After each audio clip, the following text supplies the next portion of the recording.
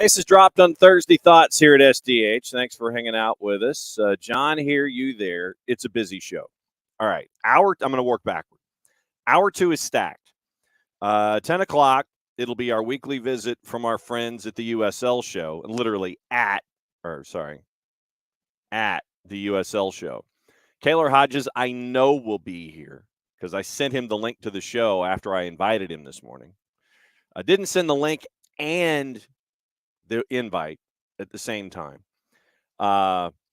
So Kaylor Hodges and the USL show will be with us at 10 o'clock to go through what happened in week number 1. Bit of housekeeping. Neil Rule, the voice of Detroit City, will be with us at 10 o'clock tomorrow morning to discuss the 8th seed working their way through. Then 10:30, it'll be the standard visit, 10:30, 10:35, last half hour of the show. Niko Moreno and our friends from Pulso Sports and the Soccer Bar will be with us to discuss what's going on from the Pacific perspective. He had a hell of a scoop. We're going to talk about that. We'll talk about round 1 of the playoffs. We'll talk about Thunderdome in hour number 1, anticipating a visit from an OG to drop in to discuss one of the matchups from last night. Let's see. We've got all of that stuff. We've got news of the morning. We've got Sandro Tonali. We've got Premier League games on Christmas. We've got David De Gea possibly returning to the Premier League. So news of the morning and MLS Thunderdome in hour number 1. USL at 10 o'clock. And Niko Moreno joining for his normal Thursday visit at 10:30 or 10:35 for the last half hour of the show. Michael, good morning. Kind of happy that New Jersey whooped up on the Crown. Whooped up on the Crown. So there you go. Good AM all. Yeah, it was nuts last night, and it took a while for the engine to turn over for Charlotte. And they were down. And who had Elias Manuel as your first hat trick of the postseason in your pool? Nope. You're a lying liar. You are a lying liar. We'll get into that coming up in just a little bit.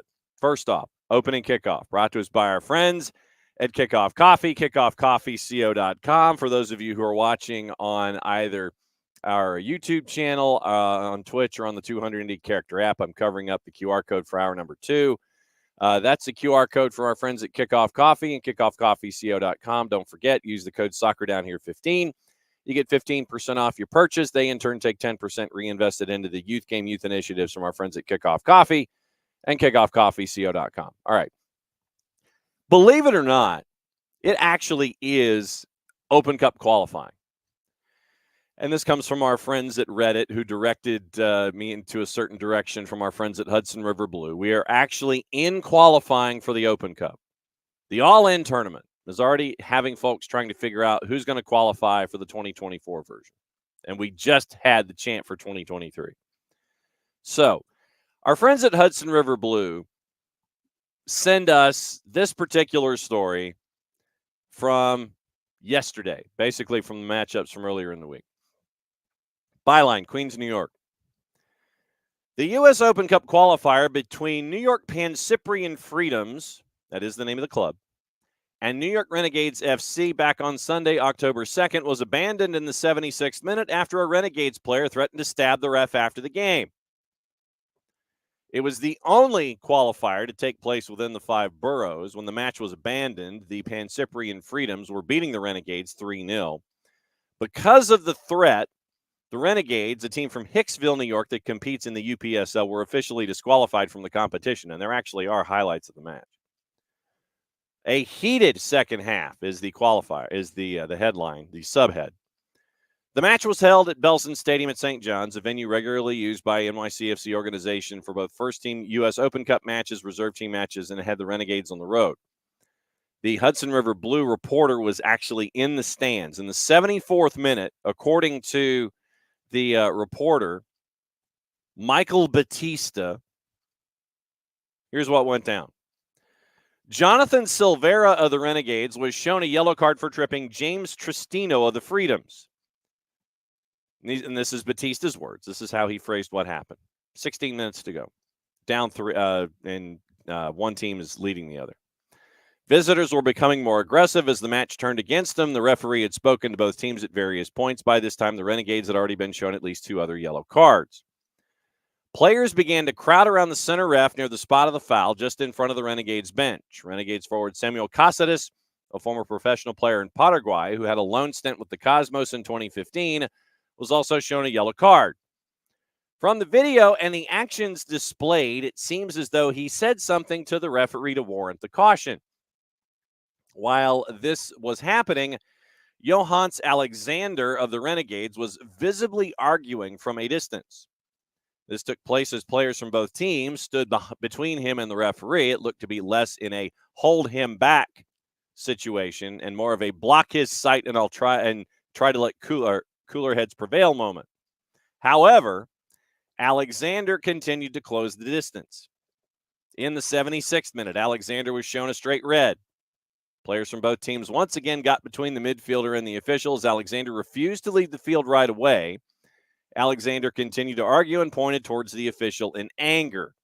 And apparently there is a link. At the time of the article was printed, there is a link to the actual match still up on Game in Frame, which I've never heard of before. Differing reports on what happened next, as this reporter and other media were in the stands and witnessed the events from afar. Alexander did not leave the field after being ejected. According to witnesses close to the field, he allegedly shouted, quote, "If I see you on the street, I'm going to blanking stab you." End quote. 3 sources close to the situation reported hearing the threat in question with slight variations. One heard, "If I catch you outside," instead of "if I see you on the street." Another heard, quote, "I'm going to blanking mess you up," instead of "I'm going to blanking stab you." All 3 agreed that Alexander did say the expletive. After Alexander spoke, the referee blew his whistle 3 times to signify the end of the match. Referees huddled together, didn't tell the coaches or press any information. They instead asked for 30 minutes to discuss the matter, but quietly left the stadium before that time. According to a statement from U.S. Soccer, the Freedoms game with the Renegades was abandoned in the 76th minute due to player misconduct.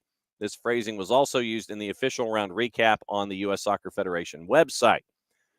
Now, according to, and this is a long phraseology here from the rule book. According to the 2024 Open Division and Qualifying Rounds Handbook, Section 7, Part 3, Subsection 308, Amendment F, quote, "If a match is abandoned because of the conduct of a team in the match, the other team shall automatically be awarded a win, and with the team engaging in the misconduct shall be awarded a loss. If the game must be abandoned due to the misconduct of both teams, the referee will file a complete report, and the status of the game will be decided by the commissioner. The commissioner will immediately refer the matter to the adjudication and discipline panel for a recommendation before issuing a decision. U.S. Soccer Federation confirmed to Hudson River Blue that the matter has been brought up to the adjudication and discipline panel. Any punishment and fines will be determined by them. Punishment could be for Alexander, the Renegades, or potentially both parties." So, fun with the Open Cup, and we welcome in Jared Smith. And we also welcome in an OG, and I feel like I need music for this. Jessica Sharman. Morning, Jess. Morning. Can you hear me? I'm driving. I just wanted to make sure the sound sounds good. I can hear you guys loud and clear. Yep, you're good. Just keep the microphone right there. Perfect. All right. So, Jared, first question to you, Jess. Yeah, just after last night's game, I know it's a tough result, and it's a drunk game with a lot going on and a lot of layers to it. As far as this offseason for Charlotte, what's the big thing you're looking for this offseason? Yeah, I mean, it's really tough, right? Because the one thing you have to do after a match like that is think to the future, and you can wallow in disappointment. You can wallow in the fact that it probably didn't represent the last few games and the momentum that you built. That wasn't the Charlotte FC side in terms of performance that we've got used to seeing. And now you have to realize that there's going to be a lot of, revolving doors happening with players. I mean, I don't know the insider information about who's going to go, but you can look at headlines. You can look at the fact that Karol Swiderski's talked very openly about wanting to go to Europe. And if the guy that's led you in goals in a significant way is going to be exiting, you've got to find a way to replace him. I think in terms of designated players, it's been, and it always is tough to find hitting designated players. Not everyone can have a Giakoumakis come in and tear the league on fire, but they need to find somebody to replace Swiderski, because out of your three designated players, he was the one that had an impact and adjusted to this league. So I think it's about, I don't think you need to clean house completely. There's plenty of players that belong in MLS, but you need to be able to find those pieces that really turn you from a team that slid into the playoffs, into that play-in game, into a team that's competing for a home berth in a best of three. So, Jess, let me ask you about two names in particular. I know that there have been folks that you've been really high on. Kerwin Vargas, who had a worldie, and Patrick Agyemang, who I would swear is 17, 22 inches tall. What do you think about those two in there? Oh, they're just amazing players. And I can speak from Patrick because I had the chance to sit down with him and speak to him for 15, 20 minutes in an interview. That is one of the good guys in this sport. I mean, the most genuine dude that had to go D3 because he didn't have any D1 offers, played D3, worked himself up to a D1 offer, then gets drafted, fights his way in MLS Next Pro. And, I mean, he was Charlotte FC's best player. He got 45 minutes, and actually Westwood, the captain, came out in the press conference and said, that's, in all my years, 15 seasons I've played, that is one of the best substitute performances I've ever seen. He changed the game. And there's going to be people that are watching him from what he did in Leagues Cup. There's going to be people watching him from what he did today. He's a guy we need to hang on to. For Kerwin Vargas, anyone that knows me knows that Colombian players are often near and dear to my heart. And you look at him, though. He's come from Porto. What other Colombian players have come through Porto? James Rodriguez, Falcao. I mean, that Portuguese side is a feeder to Colombian talent, and it looks like Kerwin Vargas has the potential if he's given minutes. And it's been a pleasure to watch the growth of Kerwin Vargas. We've always seen that he has a little bit of that sizzle, a little bit of that, class, a little bit of that audacity to take those chances.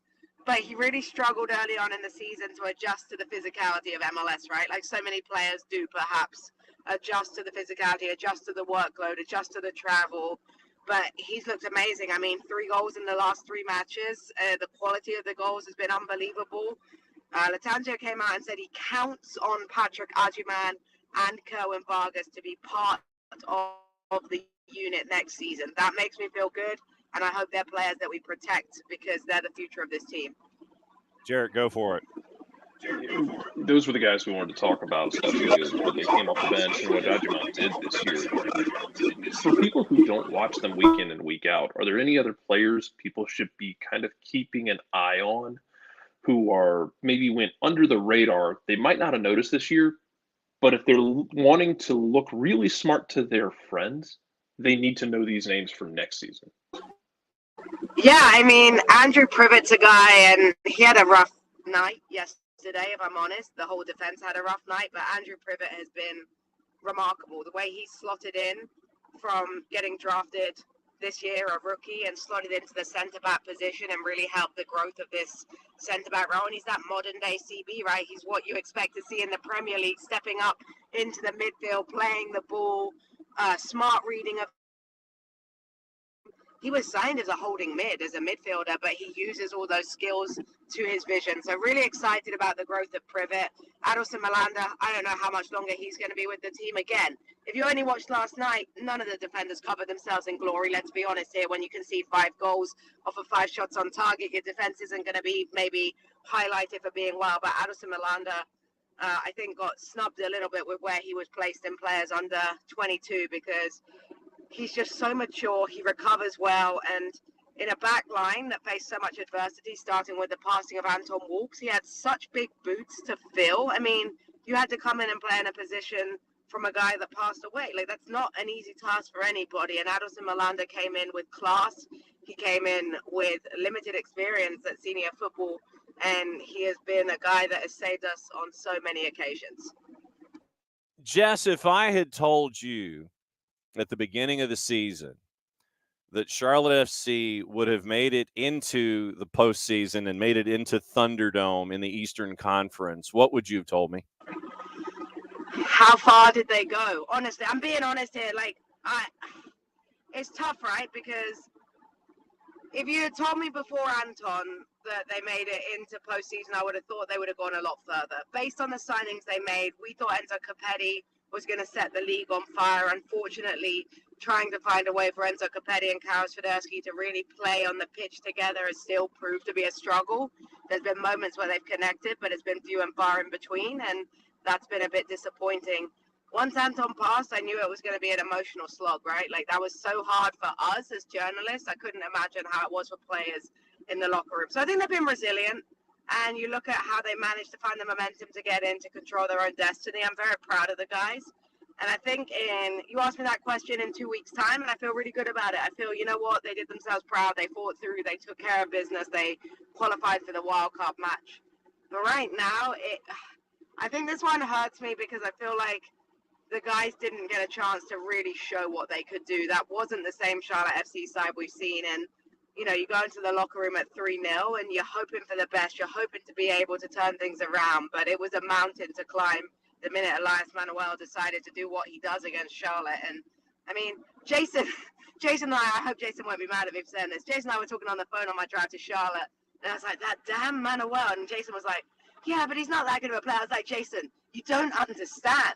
Like, he sees Charlotte FC there, and suddenly he's like MLS MVP caliber. Like, it just felt like a cruel irony that the guy that scored more goals against Charlotte in his career combined than any other, like, than all of his goals left in MLS, had a hat trick. I mean, it's just painful for me. So I think time is a healer. Time will allow us to stand at it more, you know, more evenly, but that one still feels sore just with the way that it went down on the pitch. Jarrett.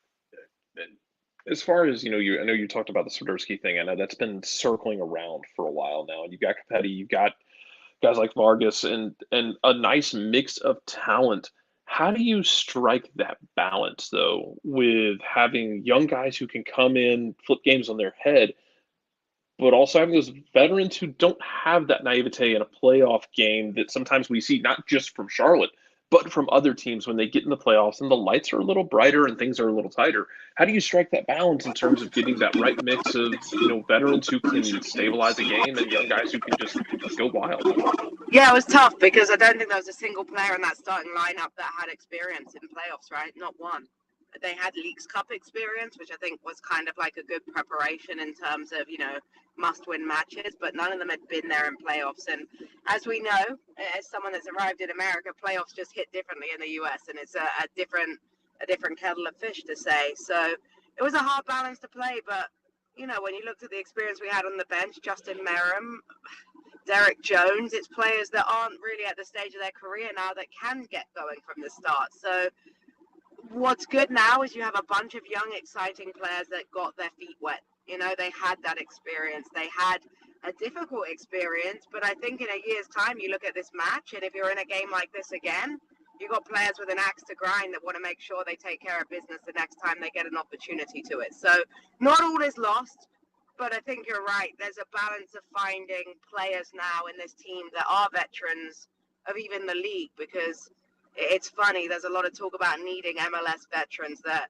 you know, people like Ashley Westwood who have played in the Premier League, people like Scott Arfield who have played in the Premier League. Is that veteran presence the same as somebody that has a Michael Parkhurst influence for Atlanta United, a Greg Garza? You know what I mean? Like, these players that had done it in MLS, that understood the workload, that understood the travel, because, you know, I have spoken to Westwood and it caught him off guard quite how intense American soccer schedules were. All right, Jess, now that you are driving home, I'm hoping both hands on the wheel. How do you see the rest of the Eastern Conference playing? Oh, how do I see it going? I mean, I'm excited to see that matchup between FC Cincinnati and Red Bulls, honestly, because we've seen the Red Bulls don't give two Fs, right? They just don't. I mean, they beat FC Cincinnati 2-1 when they last played them, so they're not going to care about going into TQL Stadium. I think that's going to be a really fun best of three. I think I'm going to be present for the Atlanta United home game. Mike Conti's working on getting me a credential so I can do a little bit of spotting in the house. So excited to get to witness that one as well. I think it's fun now. Like, obviously, I'm gutted Charlotte's not in it, but to be able to watch it as a neutral, quote unquote, it is such a fun experience to enjoy the football. I think there's going to be some upsets. I think there's going to be some penalty shootouts. I think there's going to be at least one game where a team progresses on 2 penalty shootouts, and whether that's for good or for bad, I think that's going to happen. That's my hot take of the wild card round. Who's my favorite for it? Ooh. I don't know. I feel like the easy answer is FC Cincinnati based on how they play, but I think the Red Bulls could make that very, very difficult for them. And obviously, we'll hold you to it. Jarrett, one more for you. And I actually want to ask about one guy on the club who came in the summer, because Charlotte, let's be honest, Charlotte nailed both their summer windows in the last 2 years, making that team better.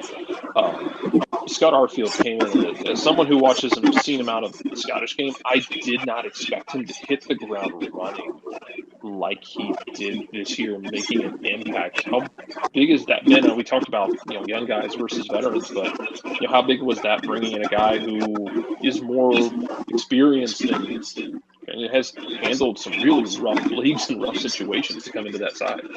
Yeah, I love him as a leader on and off the pitch, right? And I think his chemistry with Ashley Westwood is really, really good. Scott's a great guy that will give 120% to the team. I mean, you see the quality of the goal he scored. He's, right place, right time, arrives at the box. I was a little surprised to see that he didn't get as many minutes as maybe I would have expected for him during his time from arriving. I know that I've got a lot of Rangers fans that are kind of peed off to see that he left and he's not even starting every week in MLS, but to have that presence coming off of the bench has been brilliant. And I think what Charlotte's done well in the transfer windows is to find the right older players to come. You're not getting retirement players, you're getting players that still have 2-3 years to give, which is a great window to be able to trap them in. And then you're also getting the young guys, the obscure guys, the guys coming from Toulouse, the guys coming from Porto that maybe aren't on everybody's radar. So this gives me hope, Jarrett, for the off-season windows and seeing who they can add to the table, because February's a long way away, boys. I've got a lot of time to think about stuff. So we'll see what happens, and we'll see how many of the players we recognize, because, look, as fan bases do, and you guys know it all too well with Atlanta United, you fall out of playoff contention and everybody wants to, shut up shop and change every single person from front office to comms team to, social media directors. Everybody's job is up for the line for some people, and that's not the way it needs to be. We need to add a couple of good pieces. We need to, remove some players that probably are taking up wage bills that don't play anymore, and just try and nail 1 or 2 signings, and I think Charlotte FC is going to be solid. Last question for you comes from Abby, and she wants to know, what is your go-to tea in the morning?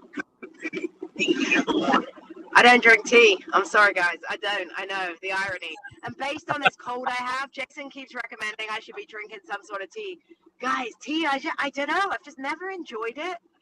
And sweet tea, I'm sorry, yo. I love living in Georgia, but sweet tea is another, that's the noise I make if I accidentally sip a sweet tea. It's just like So I am a coffee drinker. I do have a connection, considering that we are investors in a farm in Colombia. So I do have connections with homegrown Colombian coffee. So I am a Colombian coffee dark roast drinker in the mornings. That's how I get this beautiful energy to bounce through the walls and drive back and forth from Charlotte. What has it been, 40 times this year? I know the I-85. I know every exit of the I-85. I can tell you that. I can tell you where all the good gas stations are. Right there with you. As an OG, you can knock on the door at any time. Just be safe. Time of the planet. Thanks as always, guys. We'll catch up soon, my friend. Thank you, boys. I will see you on, what is it, November the 4th? Is that the game? November 7th. I think it's November 7th. So? Yes, on Wednesday? 7th. I think it's the 7th. See you then. Be good. Bye. Jessica Charman joining from I-85, some point between Charlotte and probably Hartwell at this point, I would imagine. That sound about right? You give yourself, Jared, a little time to wake up in the morning, and then Hartwell sounds about right. Like roll. that's because you're coming out of Clemson past the state line. Hartwell's right there at the line. It sounds about right. Didn't they open a Buc-ee's on 85 too? So people are flocking to that. Oh, I think they did in South Carolina. I think you're right. I think you are correct. I think that is true. So it's good to get Jess's thoughts on the quick turn because, hey, she's driving home. What else is she going to do? So we got a chance to catch up with her. Game last night was 3-0 before you could blink. And John Tolkien had a great set piece from about 28. Elias Manuel had a hat trick. But yeah, and that was why I wanted to bring in Vargas and Ajimang into the conversation because those are two dudes that you can hang your hat on for the future if you're Charlotte FC. Yeah, they were amazing. Ajimang was amazing all year long. The second team getting moments when he got them. First team, dude, just right place, right time. He just popped up. We talked about this yesterday, and it's not a one-to-one, but we talked about it when we talked about Clint Dempsey. It's some guys are just built for that moment, and they pop up in the right place, and then they don't hesitate. They just take the moment. And yeah, he seems like that kind of guy. Really cool to see him in what was a really good year as well. I mean, I know Charlotte, I know Crown Legacy didn't win MLS Next Pro. Yep. He had number one seed in the East. He had a damn good year. Kind of piecing that roster together. And yeah, you always hope to create and to have someone like that come through. And it's not always going to be guys that come fresh out of the academy. It's going to be guys, who come through the college ranks, maybe. Guys who are just who need that change of scenery, like a Nick Firmino did. Yep. Remember, Nick Firmino was homegrown for New England. Mm-hmm. Goes and plays USL League One, and comes here, and there you go. You'll love to see those guys take those chances and then just thrive in them. Yep. Comments from the Twitch pitch after Jess dropped her Colombian dark roast knowledge.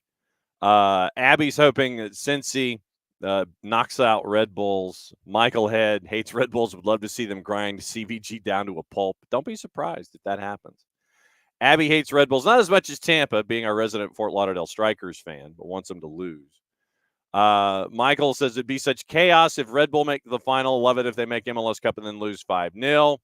And then Will says tonight in Huntsville is the last Oktoberfest at the HCFC Beer Garden of the year. He saw Crown Legacy 3 times. They weren't that impressive. I think Hunt City was Crown Legacy's boogeyman. I think they were. I don't know why it was. It might be the experience that Hunt City had under Jack Collison, but it might be the experienced players that were there for Hunt City. Nicky Law early, then Nicky goes and becomes the head coach in Tampa Bay. Assad Liati, all of those older veteran presences that you had there in Huntsville, they seem to be the kryptonite for Crown Legacy and all of the young guys that were there. And I would swear to God that you looked at Crown Legacy at times and it looked like an early career Hugh Freeze wide receiver core. Dudes that were 6'7", they're all 6'7", and they're all playing the X. They're all out there. Ajimang is like an inch shorter than I am, which is to say he's a large human. Yes.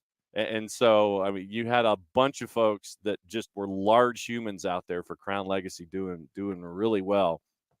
And no, didn't make it out of I think their first playoff round, if memory serves, but now obviously did not make it to the final as Columbus Crew 2 did. So that's the early returns out of what happened last night. In the early game, Christian Latanzio, after the match, former Braves scribe Carol Walton, who is now up in Charlotte doing work, she said, Latanzio, not to find any excuses. I think they deserve to go through. I congratulate them, wish them well in the playoffs, but I think we're building something here. We need to learn those lessons and feel them inside. When we come back next season, we'll be stronger because of that. I think this game came a little bit too early for us. It was the third game in a very short space of time, and they looked brighter than us in the first half especially. We give away a couple of goals that I don't think we should concede, and when we had our chances to score our goals, we didn't take those. I think these are decisive moments, but all in all, I think the team showed the spirit that they have. We fought back. So and that's where I think where we were talking about veteran players versus having a super young roster. Because I mean, look, everybody I think would love on paper to have a super young roster where you have like 23 to 25-year-olds just balling out. Yep. But you have to have those veterans because you played in 2 high emotion games with Miami. The one in Miami where you let it slip, then you have the game at home where it's just a boiler of emotion. But then you have to compartmentalize it immediately to go on the road a couple days later and play an RBA. Yep. I know we had talked to Jeff Lorenowitz about this in the past, but it can be. I know he had mentioned in the past that at times it can be as tougher to play in an empty venue. Yes. Like when teams used to go play in New England against the Revs, it was tough because there's no one there. There's no energy. Even you can feed off of even like negative energy. Like people are jeering you. You can. You can feed off of that. But when it's empty, like an RBA gets empty a lot. Mm-hmm. Like the crowd was pathetic last night. Let's be honest. Absolutely. And it's man, it can be tough. And I think having a balanced roster makes that easier to do. And this is why I'll be interested to see if they follow what, the Atlantas and Seattles have done. If you move Swiderski, sounds like you're going to do that. Yeah. You go get a DP. Maybe you go get a DP who's in their mid to late 20s, who's been around the world, who's seen some stuff, who can be that kind of leader. Mm-hmm. Yeah. So that'll be the, that will be the questions for Charlotte here in the offseason as they get ready to try and improve their standing and make it further into the playoff structure than they did this past season with everything going on around them. You still tip your hat to Charlotte with what they were able to accomplish, even though they were kind of grappling amongst themselves and against their own benefit at times. So Charlotte makes it in. And so, of course, Jared, as the way that this always works, it's almost like the March tournament, where if you have one of the opening round days where you got 13s, 12s, and 14s knocking off the higher seeds, then the other day is going to be just straight up chalk. So you had the crazy game early, and then you had a game that probably was putting folks to sleep late that ends up going to PKs. And as Will says, the San Jose Kansas City match was rough. It went to PKs. It was. It put me to sleep. Yeah. I legitimately had to not watch the last 15 minutes of regulation because I had it. And God bless Kevin Patrick and Kendra D. St. Aubin. But that was a tough slog last night. But making it through, and you end up with Shallowy, making the PK that matters, and Tim Melia, of course, when it comes to PKs, we all know what he can do. So working your way through, it is Sporting. Yeah, Abby.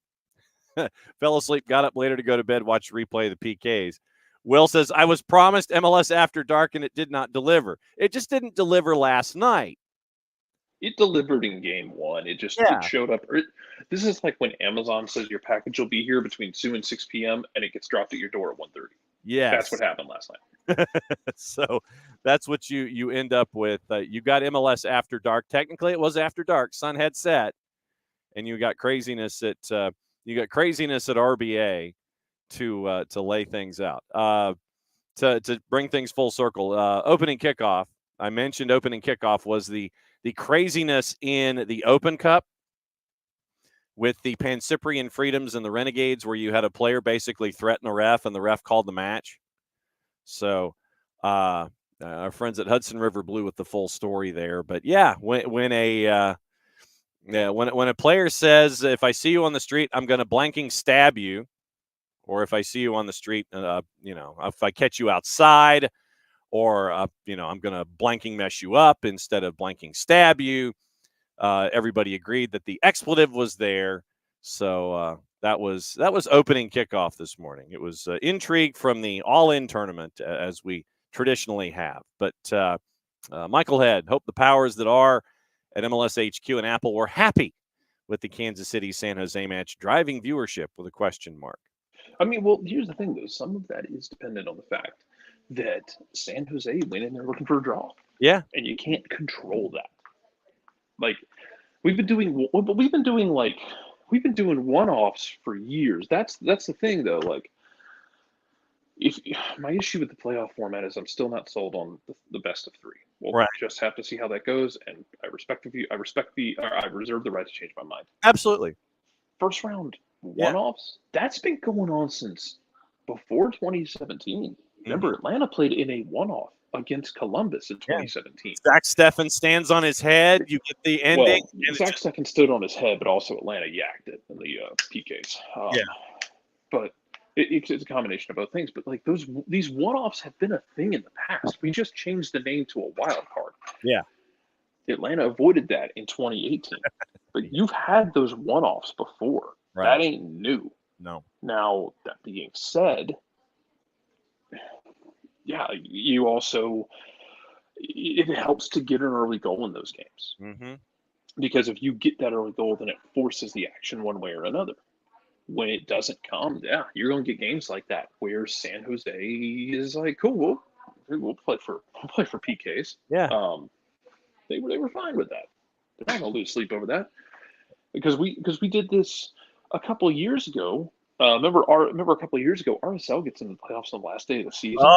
They terrible. It was so bad. But they got in because of a horrible officiating mistake. Yes. That literally, I think it was the Galaxy that it was LAG. Yeah, it was. Yeah, LAG didn't get in because of a blatantly missed call that swayed the entire playoff picture. Yeah, and it was not corrected.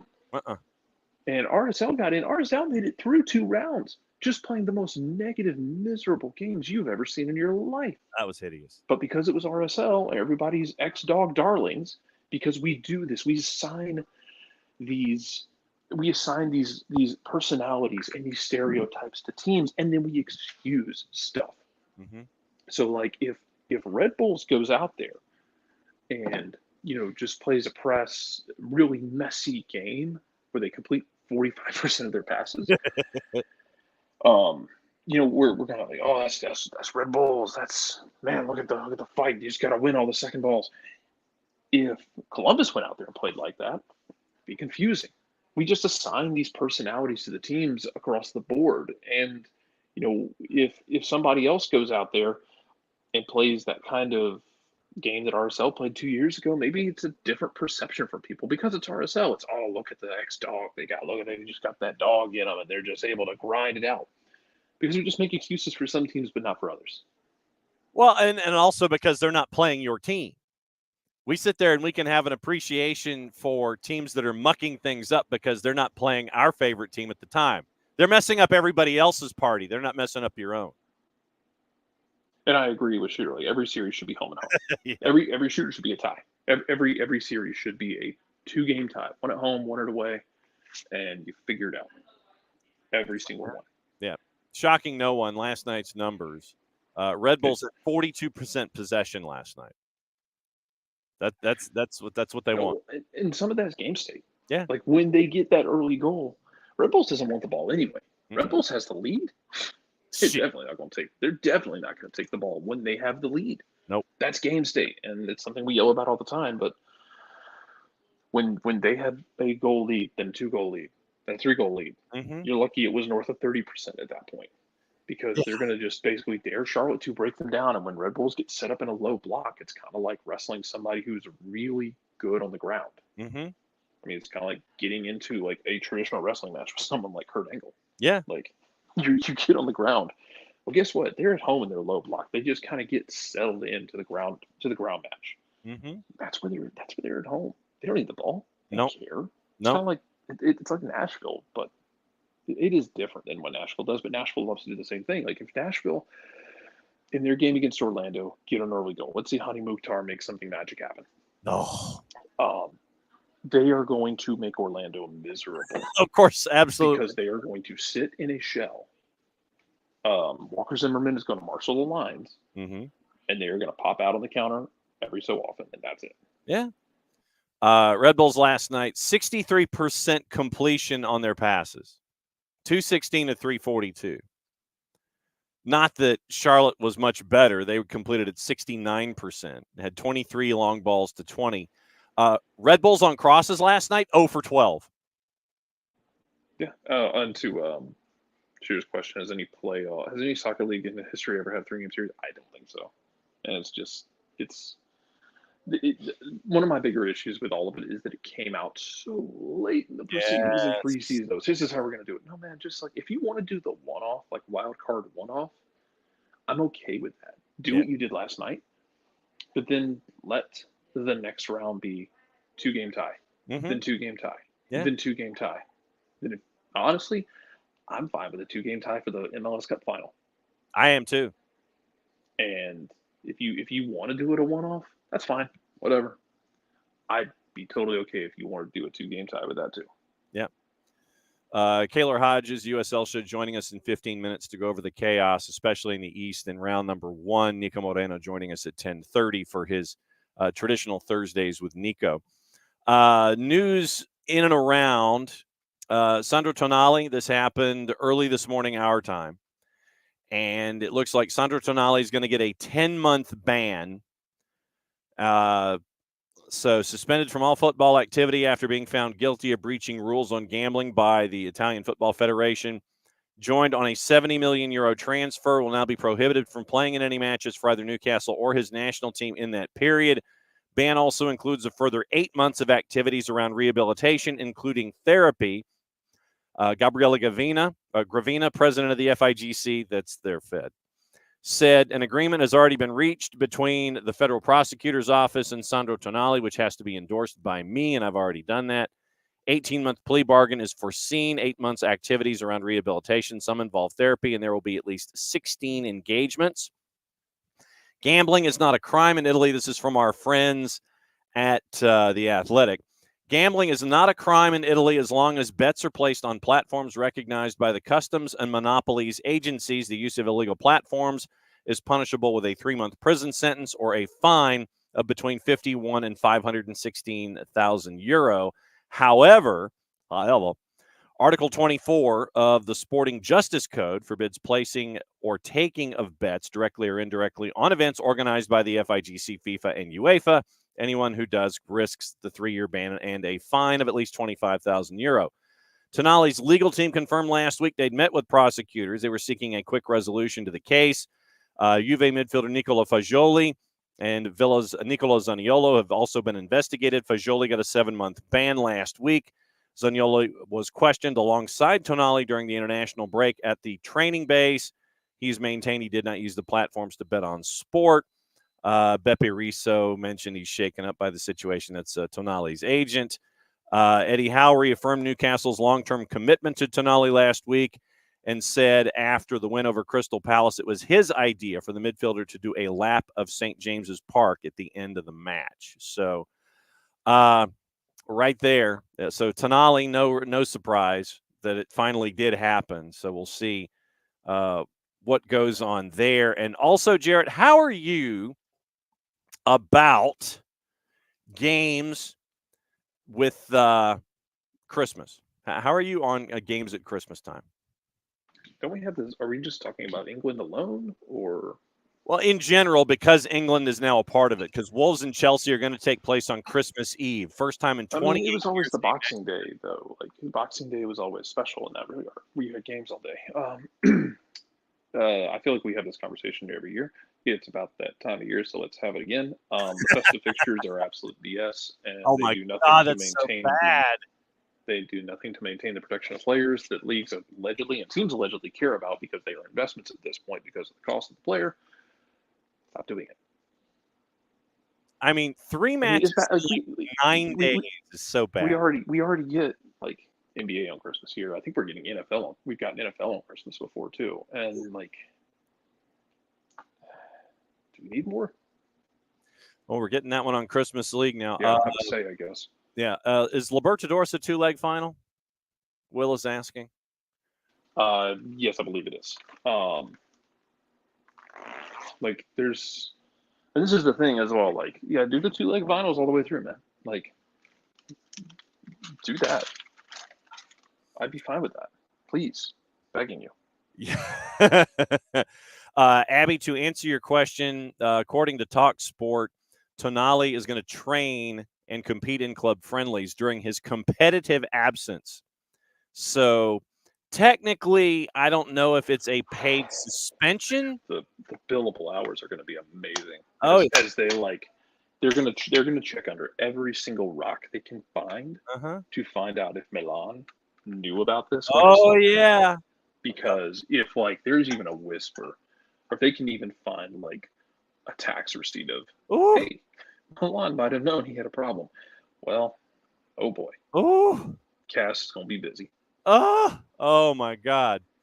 I'm checking to see festive fixtures really quickly because Michael Head is asking if they're on Christmas Eve and then they play on Boxing Day. Michael says, so if they're playing on Boxing Day as well? If so, damn. If they're going Christmas Eve to Boxing Day. I would assume that I don't know for sure. I would assume that they're going to do what they've done in the past, which is like you'll have a bunch of the Boxing Day fixtures. Maybe you have one game on Christmas Eve, one game on Christmas Day, and the rest on Boxing Day.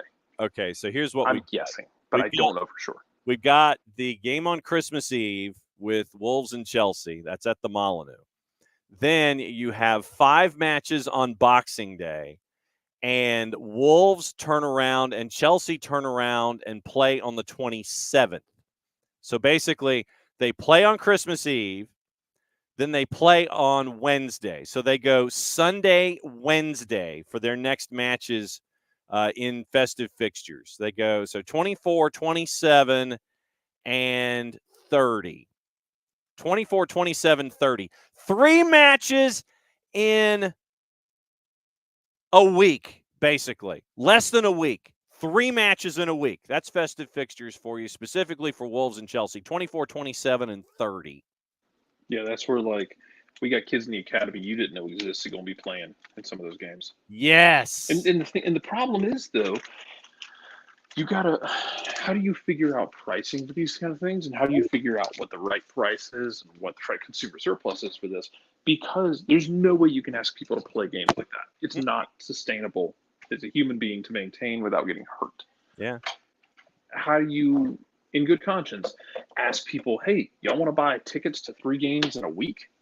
That's cool. Guess what? You might only see the starters 1.5 of those games. Yeah. Otherwise, it's going to be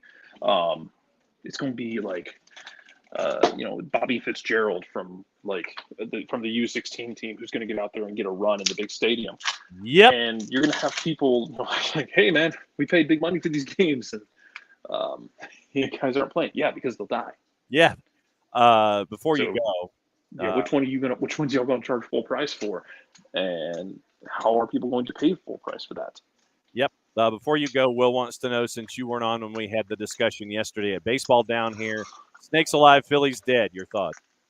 I was trying to be nice to Rich because I know Rich lives and dies with this. He's also our Philadelphia correspondent.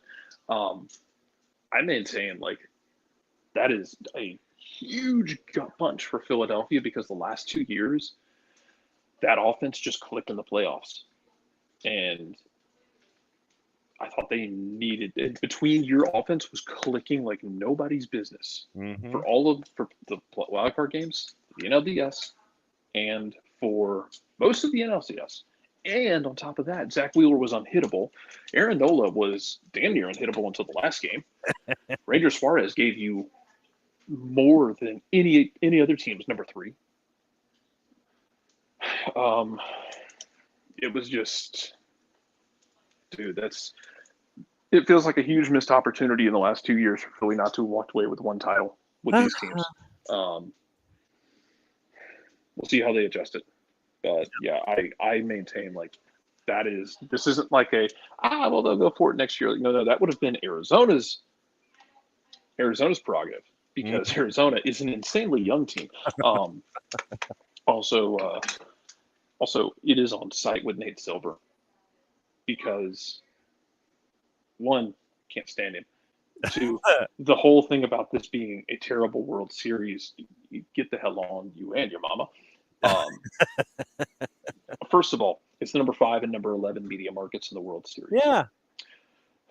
It ain't small Second of all, town. it is Texas, who paid out the nose for multiple years to chase this very moment because they'd never won a World Series. And they literally just shelled out all the money that they had in the last few years to try and make this moment happen. And they got it. And then you have Arizona, who is a...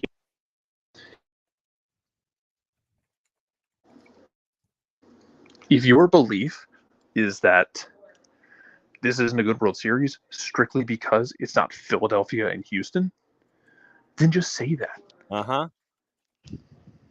That's all. Just say that. Yep. Be a part of it. And just sit there and just say that. That's all you need to say. Don't beat around. Yeah, don't pretend like it's some grand statement about like, oh, this is going to be disappointing and this blah, is blah, going blah. to be disappointing. Yeah, don't do that. Just say, man, Houston, Philly, round 2 would have been amazing. That's what I wanted. Okay, then just say it. Don't do this disingenuous thing about it not being good. It's 2 teams that got here because they went and won games on the road. They won Game 7 on the road. Arizona won Game 6 and 7 on the road to get there. It's absolutely bonkers, and it's going to be a lot of fun. And you have a team of current stars and a team that is built for today and tomorrow. Texas is like going to feel like this is their destiny. This is what they're built for. Arizona might be too young and stupid to be afraid. Mm-hmm. It should be a lot of fun. Yep. So someone put Nate Silver in a locker for the next few weeks, and then he doesn't have to worry about it. All right. We'll put Nate Silver in a locker, and we'll have you back tomorrow. Yep. All right. That's Jarrett. Michael Head says that scheduling is about normal for festive fixtures. Not good, but normal. Meanwhile, Germany and France and most others are on Christmas break, which is stupid. So Kaylor Hodge is coming up just around the corner, but since we are racing to the top of the hour, I've got to read something quickly, or at least try to read something quickly, and try to sound like I know what I'm talking about.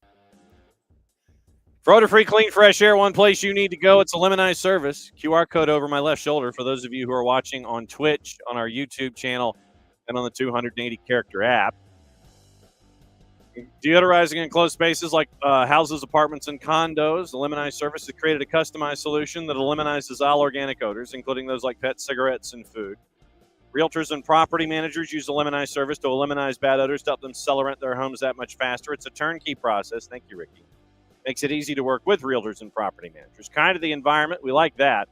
Offering a green way to get rid of odors without any kind of toxic residue whatsoever, different than Febreze or our favorite masking agents that we have either under the sink or above us in the cupboard. Because when we reach under the sink or above us in the cupboard to grab that masking agent and you spray the masking agent in the air, there's a reason they call it a masking agent. It just masks the odor. It doesn't attack the problem like our friends at a Lemonize service do with their proven scientific formula, destroying odor down to the molecule. Pricing very, very easy. Either by the cubic foot or parts per million to come up with a price that's affordable for you. Offering results in 24 hours or less.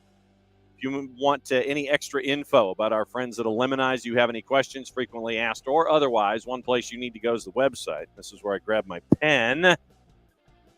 Homework assignment. Lemonize.com, but after the .com, go /Atlanta so they know what part of the world that you are addressing them from to end a sentence and a preposition. Full homework assignment, ELIMINIZE.com /Atlanta, Lemonize.com /Atlanta. A Lemonize service, proud sponsors of everything SDH every day of the week. See if I can get something resembling a slow fade here. The answer is probably no. Yeah, see, like at about 4, it starts to thud. That's just, it drives me crazy.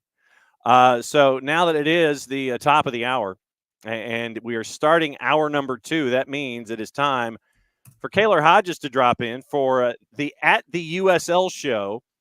And it is a time to discuss everything going on in the USL. Otherwise, if we're bringing in Kaylor and he's hosting something else other than the USL show, and we're talking about things other than the USL, That might work. Good point. So, USL Championship, and I know we're going to talk about League One as well. For those who missed it, we have an interview with Ian Cameron, the head coach of South Georgia Tormenta, up on the network as well. Caught up with him yesterday. And we're going to be doing that as teams here in the footprint get knocked out, as we'll sit there and we'll kind of catch up with them, get some reviews of the season and all this kind of stuff. From 30,000 feet, you look at the eastern side of things and you're going, what in the blue hell happened here in the opening round? So what in the blue hell happened in the Eastern Conference, Kaler?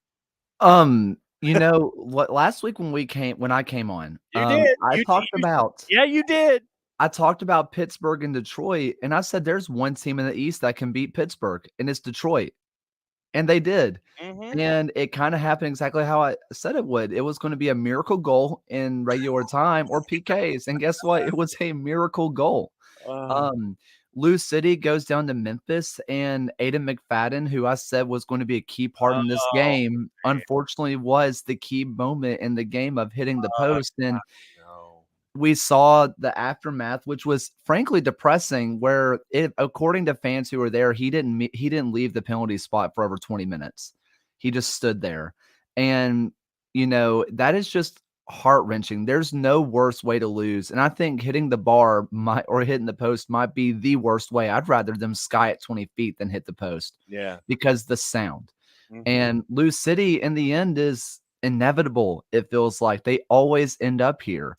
Charleston takes on a very different indie team without their superstars. And there was some reactions from indie fans saying, if 2 or 3 people cause us to go from winning the game to losing 5-0, maybe we didn't deserve to be here, which I think is an overreaction on their part. That said, the loss hurts, but they weren't the indie team that we thought they were going to be, quite literally. And Birmingham goes down and thrashes Tampa Bay against my expectations. It happened the exact opposite way I thought it would, but also in the weird way I thought it would. I said if they were going to win, they were going to have to congest the midfield. I didn't think that playing the 4-1-4-1 that they could. Yep. And they still congested the midfield.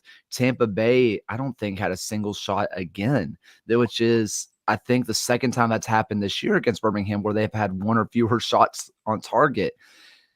The East was chaos, absolutely ridiculous. And the West was pretty much chalk until you talk about what happened in Phoenix versus San Diego, which, as I said, was going to be the most entertaining game of the week. And dear Lord, did it even surpass my expectations? That was ridiculous.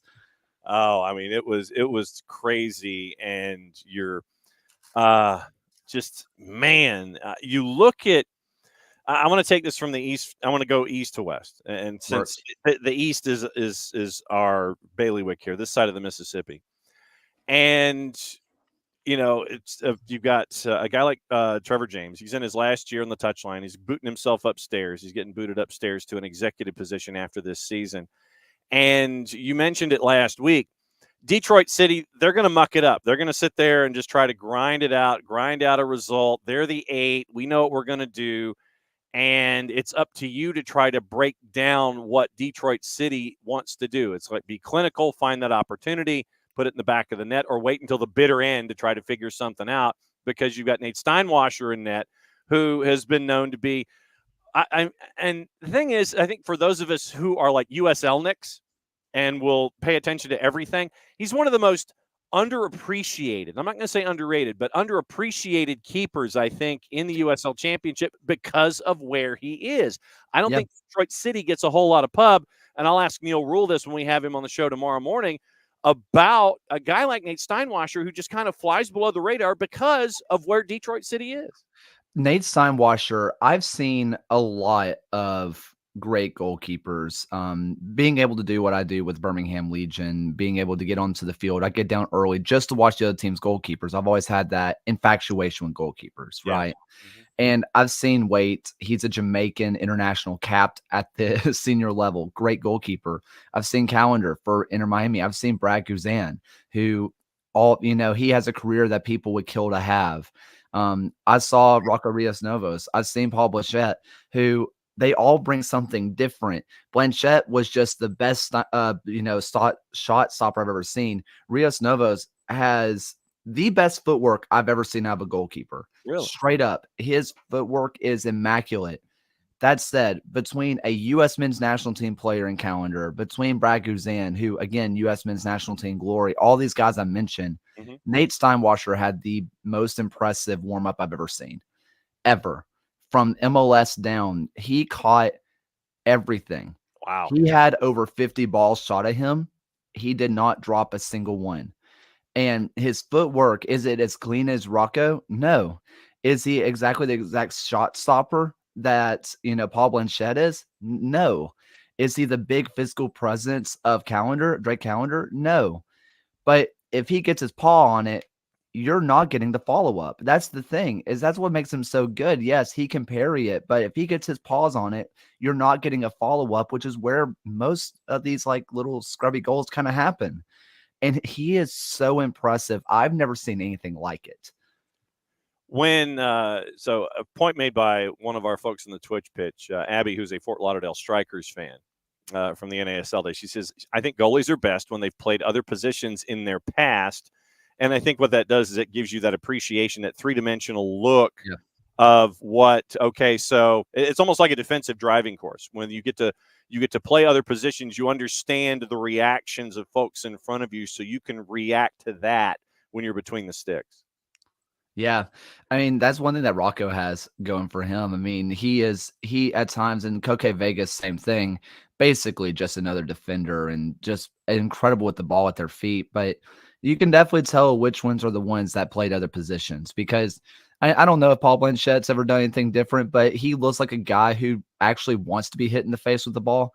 He's just that kind of guy. Just seems like just natural shot stopper, doesn't do a whole lot else. Meanwhile, guys like Nate, guys like Rocco, guys like Koke Vegas, you can tell that they've done other things, and it's really obvious. What does this say about Pittsburgh, other than the fact that Bob Lilly is probably still yelling at his club there at Highmark? They've not been allowed to leave since the weekend. He probably still has them there. Maybe he brings in food and water for them so he can continue to yell at them. And so, like, if you're on the waterfront right there on the river in Pittsburgh, it is Thursday morning, and you probably still see Bob Lilly yelling at his Riverhounds team as you're heading to work on a Thursday morning. What does this say about – does this say more about what Detroit City did or what Pittsburgh didn't? I think it's hard, because when you look at Bob Lilly in this, or specifically the Pittsburgh Riverhounds, but it's kind of hard to separate the two at this point. Technically, if you want to be very technical, Pittsburgh only has their one playoff win last year against Birmingham Legion, go through on penalties, technically doesn't count. And then they 7-0'd Birmingham 5 years ago. Mm-hmm. That was their one win. Last year, they blew a 2-goal lead, I do believe, to Lou City away in the final 15 minutes. And then in this game, they are pretty much, them and Sacramento are your only two teams that people think are going to win it all, and they don't. I think it's kind of hard to separate the two, because I don't think Pittsburgh gets to where they are without Bob Lilly. But if you're a Pittsburgh fan or a USL fan, you kind of have to wonder, would somebody else get us farther in the playoffs? Who cares if we're the 1 seed if we get knocked out? It's hard to say, but I think this is more of a praise Detroit City than anything, because there was some chat, and we talked about this on the USL show. There was chat of, well, Pittsburgh absolutely dominated them. Detroit did not do enough to win. And there were some Detroit fans saying, actually, we dominated the game because we obviously won. I think Detroit City just said, we're going to play our game. Who cares? Like, it's not like they are a 3-goal-a-game team that just got shut down to 0.07 XG, right? They knew what they were. We are a defensive-minded first team. We are a defense-only minded team, really.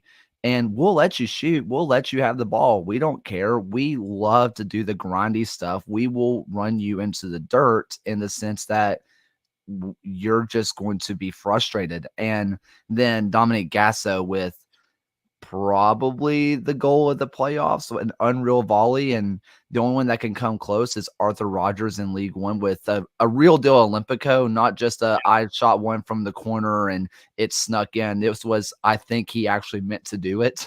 Yep. And so it that's what it takes for Detroit City to win, and I think they kind of knew that. And did they dominate the stats or the play? No, but also they did their game and they won, so it worked. Lou City goes through, we mentioned the heartbreak for Memphis 901 and Stephen Glass, but for Lou City, when you've got a coach like Danny, who I think really has the future ahead of him, how good of a coaching job, considering all of the chaos? I mean, literally, Lou City to me seemed to be one of the more streaky teams in the Eastern Conference this season. And now you get this win. This really could be one of those things that could spur momentum for you going forward. And could we see the Lou City, when we think of the stereotypic Lou City teams, the one that goes storming through playoffs and makes it to the last game of the year? Is this a springboard for them in your mind, or are there still some issues, even though you've got a 5-8 coming up? I think there's still issues. When we did the USL show, we put out a graphic that says these are the matches that we predict, but we explain our thought process. Everybody picked Lou City to win this game versus Detroit, but nobody wanted to. We all were just like, Detroit can do this. They have the defense. Lou City hasn't proved that they can score. And this is a team that struggles to score. And this is a team that doesn't allow people to score. And we said, but it's kind of Lou City and they're at home. And, we kind of played that song and dance. I think there's a lot to be desired. Zemla, their goalkeeper, came out with his hair on fire at the beginning of the year, just played out of his skull, and then frankly has been bang average since his hot streak. And I kind of questioned his goalkeeping in the penalties, and the penalties are a crapshoot. I get that, but there's a couple of them that you sit there and say, you should probably save that, and you shouldn't say that on a penalty. There is no world where you should look at a keeper and say you should save that on a penalty, but there's a couple. I think if they're going to do it, they have the best opportunity. They're getting to play at home as the 5 seed. That doesn't happen. No. And they're given a redemption chance. They are given the opportunity to redeem themselves. And if they're going to make the run, if they are going to make the Eastern Conference Championships for the 9th year in a row, I think, this is the time to do it. This is the team to do it against. But just like I said last week, there's nothing I trust about this Lou City team. Then down at the bottom, I know a lot of folks are looking at Charleston and how they thumped Indy and putting 5 on the board and just walking out of Patriots Point going, yeah, we took care of business. And then, you mentioned Birmingham and what it was like for Birmingham to go on the road to Al Lang and shut out Tampa Bay, which I think was probably one of the more stunning results in the weekend, because if you take Detroit's and you say Detroit City's is number 1, yours is either 1A or number 2 there at home base for the USL show. When you look at this 3-7, I still don't know what Charleston team I'm going to be getting at times, and this could be an opportunity if Birmingham has its head screwed on straight to get the win here, even though it is at Patriots Point. So this is going to be an interesting one because I think it depends on if Legion come out with the same fire. Right. They go and get a 3-0 win, but it was a true team performance. And one thing I said was, this was not one player playing out of his skull. This was not just Tabor Ateca Preston playing out of his skull, having the game of his life. Everything felt like it could be replicated. This was not a couple of guys playing the best game of their career. Everything felt like it could be replicated. That said, you're looking at future probably $1 million transfer, and Matthew Corcoran is going to be gone for the World Cup. Yeah. And I haven't seen Mexico's team, but I'm going to bet a pretty penny that Fidel Barajas is going to be on the way too. Yeah. You're losing 2 superstars, but that said, I think the superstar that Charleston is losing is a bigger deal. Matthew Corcoran was not in the starting 11. He's been kind of out in the fringes. I think Legion kind of knew that this announcement was coming, and said, we're going to roll with a different 11. You can come at the end. Meanwhile, Barajas, when he's on the pitch, Charleston goes. And it's kind of that simple. Without them, I mean, Marcanic is really good. He is really, really good. He was the goal scorer last time these two teams played 2 weeks ago. But, I think that this is a much different side. This is going to be a close game. I wouldn't be shocked by either team coming out with the win. I think Legion have a lot of fire right now. I think in a weird way, I think if some Charleston fans are saying we scored 5, we used up our goals. Which it is not a real thing. We all know that's not a real thing, but I think there is a little part of our brain of, what if we did? Yeah. And that has to get to players just a little bit. Maybe not as much as fans, but just a little bit. And I think it's going to be a close one. I think that this Legion team showed that they can get a team victory. Charleston has been a team that swept them this year. The only sweep of the round two at all came in this particular matchup, and Legion probably have a score they want to settle. Like, yeah, you beat us in the regular season, but this is the playoffs. We want to take you out now. This is when it matters. Any concern between the sticks, Van Okel and Spangenberg? Did I notice a swap out at the half or late first half that I mentioned? Did I see that right? Yeah, so Trevor Spangenberg came in for Matt Van Okel. Matt Van Okel took what looked like a cleat to the chest at the end of the first half from Cal Jennings. Turns out, no, it was his leg. And for people who are into seeing injuries, Matt Van Okel, Matt, I'm getting on to you, dude. He posted his injury without the not safe for work thing. And so I couldn't sleep. So I went to the bathroom, and at 4 a.m, that was the first thing that showed up on it's this gory, gaudy injury, which I'm not going to describe. And that's like, Matt, why? What's wrong with you? But it was his leg, but he's been back in training. That said, I think Legion fans are happy with whoever. I think, personally, the best Legion played all year, Spangenberg was in net. When Legion were at their hottest, Spangenberg was in net. Is that anecdotal? Maybe. But I think Legion fans are comfortable with whoever, and I think that the players are comfortable with whoever. This is not a GK1 and a GK2.5. This is, I think, to a lot of fans and probably to some of the players too, this is a GK1, 1A, 1B. And so I think there's not a lot of concern for Legion fans. Kaylor Hodges at the USL show, hanging out with us, breaking down everything USL championships, USL League One, and the playoffs as we've gotten out of the opening round in the championship down to the Final Four in League One. On the left-hand side, on the Western Conference in the championship, it was chalky, but what you've got is you've got 3 heavyweights in Sacramento, San Antonio, and Orange County making it to the second round, taking care of business like we thought that they would. Yeah, I mean, Sacramento did it early, and they did the Sacramento thing, which was we score early. We don't care about scoring anymore because you're not going to. Could care less. You're not going to score on us. And they did everything to shut down New Mexico. They knew what to do, and Jack Gurr was just having an absolute field show over on that, right-hand side. It's always a pleasure to watch him play. You go down to San Antonio where San Antonio goes through on what probably got featured on when playing it out from the back goes wrong. And that said, if you take that goal out of consideration, not fair, but if you do, say this is a 0-0 game, one of the most entertaining 0-0 matches I've ever watched. It was truly back and forth. It was nervy. It was exciting. San Antonio goes through. So you get San Antonio versus Sacramento, which if I remember Ryan Allen saying on the show, San Antonio has not picked up a win in Sacramento since 2021. Okay. Sacramento doesn't lose at home, and this is something that I drive home on the show every single time.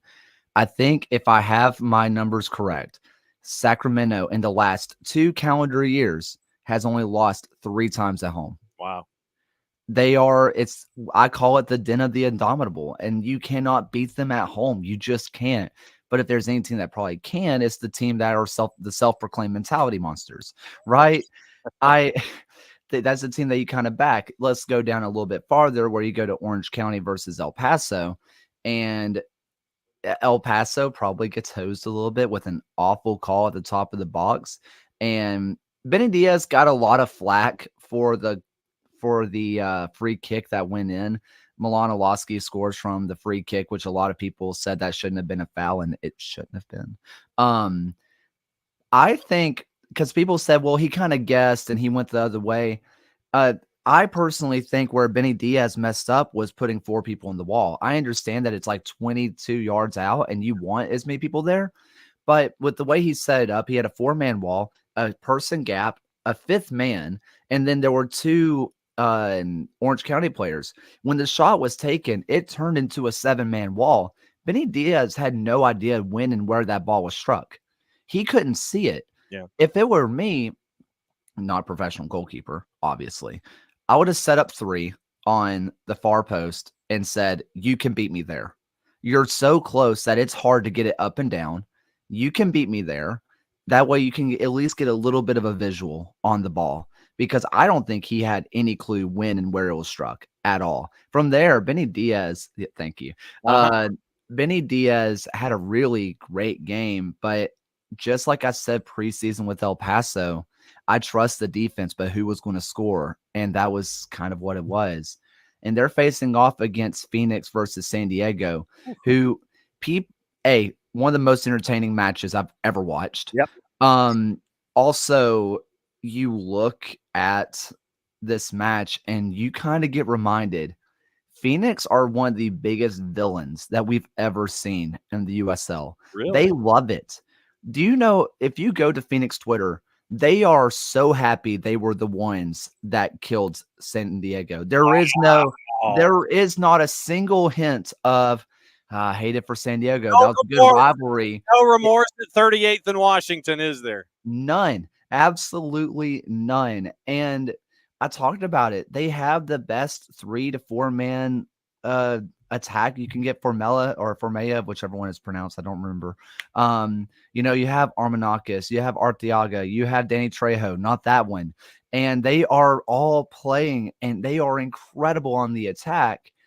And they're kind of buzzing. And I think if you're looking at Orange County, we are doing a USL show, pick 'em, and we're just trying to see how many people we got. And of our 100 people that have responded to the Google form so far, this one is a 50 point something to 40 point something. Okay. It's only separated by, if I look real fast, 3 votes. Wow. 3 votes. People think that El Paso versus Phoenix is as close as it gets because Phoenix just played incredible, and they thrive in this villain role. That said, they played on a Sunday. They get one less day of rest, and they also, frankly, it was an emotional victory. Yes, the last minute kick to frankly kill a franchise. Yep. Players, that some of them take on the villain role too. That's an emotional thing. Orange County gets to go back home. It's one of those that I think that if you're Orange County, you got that extra day. You didn't have to travel, and your fans know what Phoenix is. This is also a rivalry, and so the fans know I trust Orange County here, but this is also one that if Phoenix just goes on to their, Darth Vader march to the playoff final, not shocked at all, because this is just who they are. You got in the Halloween candy. Traditionally, what we do is we do juice boxes, and when it comes to looking at matchups, you have 2 teams who are on the minus side of the Reese's peanut butter cups here, since this is what we like to give out during Halloween. Charleston is on the minus side at a minus 116. Lou City's on the minus side at a minus 154. Sacramento is on the plus side to win in 90 minutes at a plus 122. Orange County is a plus 112. Phoenix is a plus 204, as is San Antonio, to win outright in 90 minutes. So if you're looking to put some Reese's Halloween candy on some folks, San Antonio and Phoenix might not be bad selections here coming up in round 2. I take Phoenix. Honestly, if I'm putting any of the chips, I cannot understate Sacramento does not lose at home. Right. They just don't. And this is a team we saw get 20,000 fans. This is a team that can get 10,000 on any given night, plus playoffs. Yes, they're going to show out. I don't know if San Antonio can do it. There, Phoenix, on the other hand, this is one of those that somehow they shut down Milanolowski and say you can go to Europe a couple weeks early, pal, and they win, 3-1. I'm not shocked at all. That I'm a bit, yeah. That's where my brain would go. But also El Paso at home. Yeah, or sorry, El Paso. Wow, Orange County at home. Yeah, you also have to back them. I think that's good money either way. If whichever one you want to put it on, I think that put your Reese's on it. Yeah, don't be shocked by it. No, but a plus 204 putting your Reese's on a team in Phoenix. That's where I would be leaning. Yeah. If you have some spare Reese's in the freezer, go for Phoenix in the round of 4 in the Western Conference. Before you go, League One is down to the Final Four, and I also wanted to get your comments on John Harkes. It's amazing what happens when you reseed. You end up with Charlotte crossing over to take on the Murder Owls in Union Omaha, and Northern Colorado with Trevor Ammon, the League One Golden Boot. It's great to see what Eamon Zayed has done there with Hailstorm and going to North Carolina FC for your Final Four in USL League One. I think Ryan said it for North Carolina, Northern Colorado. We desperately wish that those were reversed because North Carolina was the best road team in the USL League One this last year with 11 road wins. Meanwhile, Northern Colorado was the best home team in USL League One with 11 home wins. Instead, reverse fixture doesn't work that way. Yep.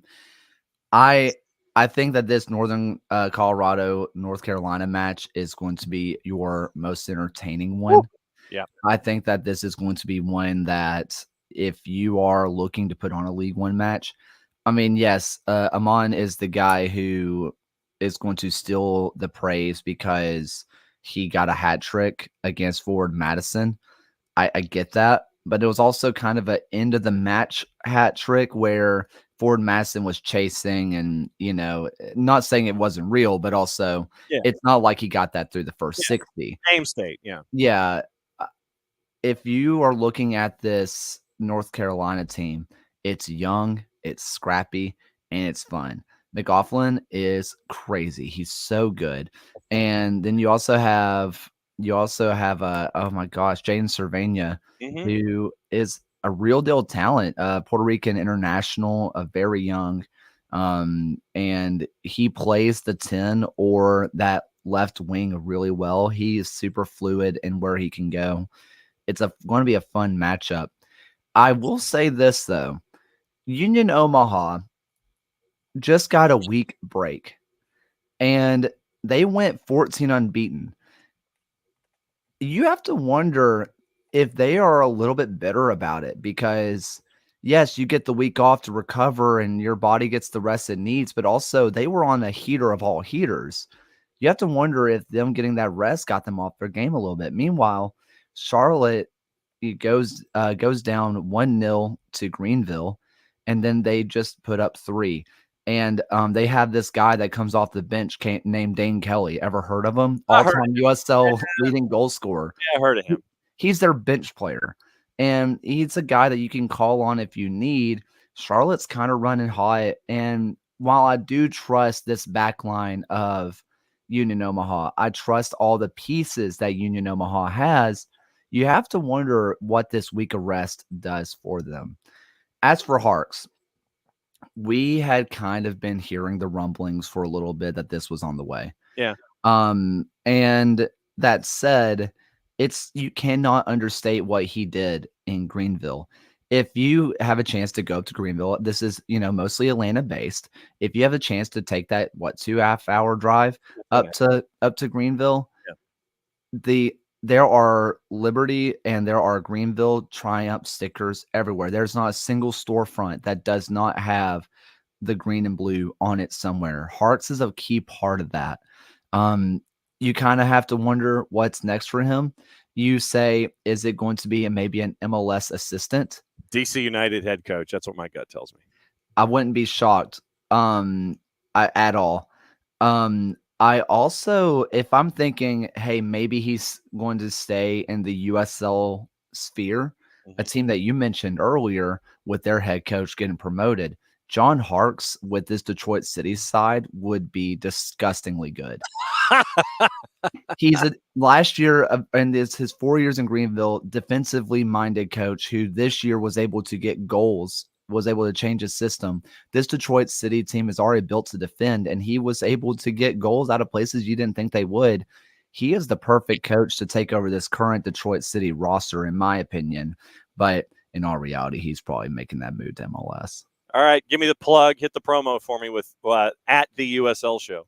At the USL show, every single Tuesday, we're live at 9 p.m. Eastern Standard Time, 6 p.m. Pacific. And it should go up the next day, assuming that I'm like alive and cognizant. That's really what's going on. I said it last week. We're going to start the history of the USL, which is a super exciting series we're starting to talk about.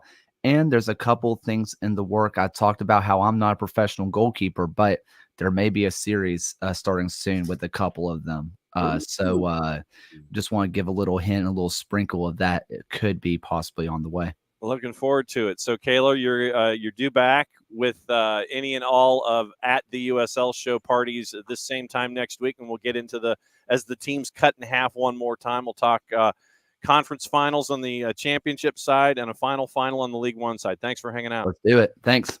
All right, that's Kaylor Hodges. He's at Kaylor Hodges. I know that surprises you on the Twitters. He's at Kaylor Hodges at the USL show on the 280 character app, and it's cool to have them come on every week, especially during the postseason to break things down. Like I said, Neil Rule, the play-by-play voice for Le Rouge, will be on at 10 o'clock tomorrow morning before we go into the weekend whip around, patent pending, trademark coming sooner, hopefully rather than later, when it comes to breaking down the playoffs. That's the word we're looking for. So it's great to catch up with Kayla when we can and rock and roll.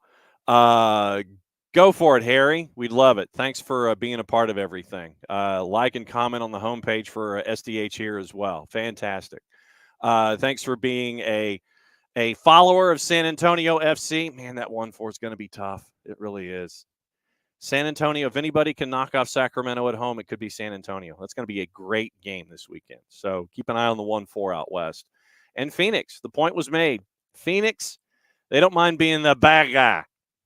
And they have a chance to do it against Orange County. It wouldn't surprise me if, like I said, if you have some spare Reese's this time of year at a plus 204, Harry, San Antonio's a plus 204, and our friends in Phoenix at 38th and Washington are a plus 204.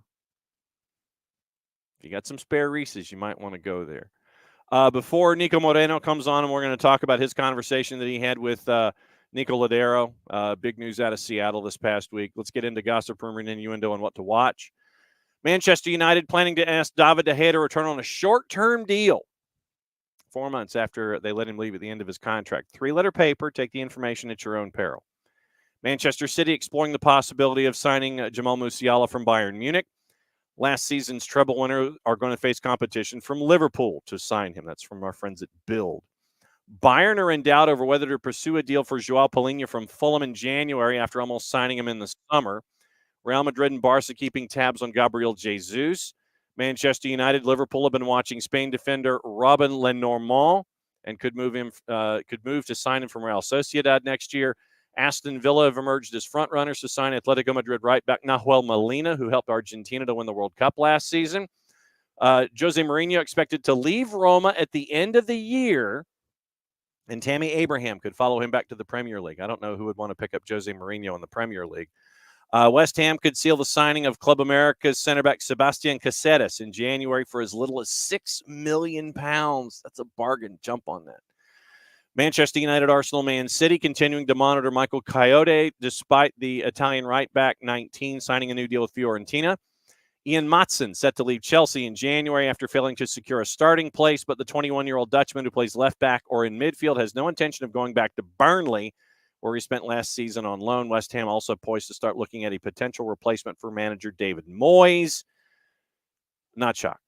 Former Greece defender Socrates is set to be reunited with former Arsenal teammate Hector Bellerin at Real Betis, having been a free agent since leaving Olympiacos. Ex-Barca and Mexico defender Rafa Marquez ready to coach Barca's first team after impressing with the club's B team, says his former teammate Gerard Piqué. And lastly, Al Nassr forward Sadio Mane is in the process of purchasing French fourth-tier club Bourges Foot 18. Must be nice to have that kind of money. That's all I can say. All right. So we are now at the final half hour of the show on your Thursday, which means one thing. Me choking on my Mountain Dew, and then the other thing. Turning the corner, heading to the West Coast, and grabbing our buddy. Niko Moreno, what is up? Hey, what's going on, John? SDH family, happy to be on.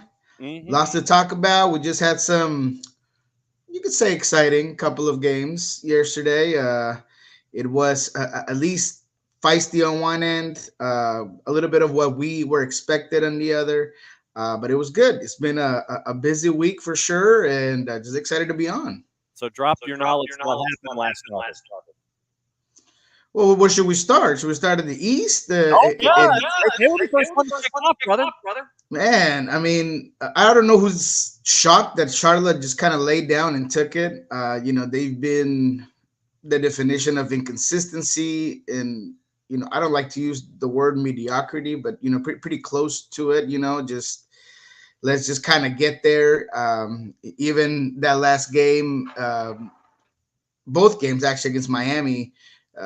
I said here that I don't know if they deserve that 2-2 draw, and then in the second one, Kalina saves them, and he becomes the hero of the story, at least to get them to the next step, the next game, and then the Red Bulls just dominated them, and I couldn't believe the score line, because I was like, do the Red Bulls really have 5 goals in them? And they really did. I think Tolkien's been very interesting, man. He's a guy that has really put on this character of being,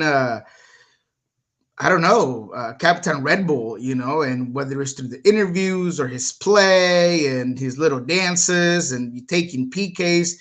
Yesterday with the free kick, the 2 assists he had, I mean, he's just been outstanding for the Red Bulls that, true to their form, true to their system.